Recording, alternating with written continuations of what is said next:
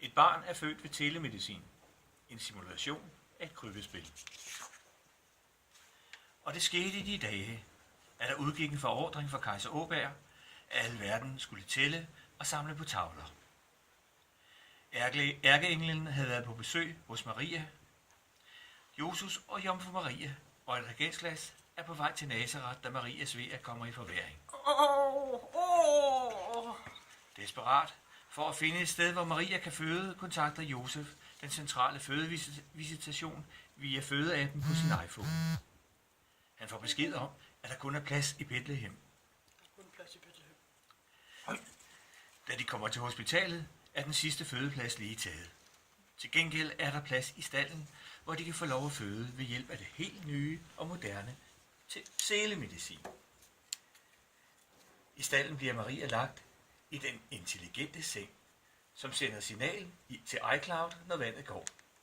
Oppe i iCloud registrerer en jordmoder i form af en engel signalet og etablerer kontakt til Josef for at hjælpe med fødslen. Jeps. Jordmor beder om vand og håndklæder. Barnet kommer til tiden, om vi så skal slække på kvaliteten. Jesusbarnet bliver født, og til alle store overraskelser har han røde seler. 3 vise mænd, som vandrer et stykke derfra, i det de følger den hvide stjerne. Marianne Vise modtager besked om Jesusbarnets ankomst via sin iPhone. De 3 vise mænd ankommer til stallen, hvor de medbringer gaver i form af driftsmålstyringstavle, trivsel og kulturkonferencer.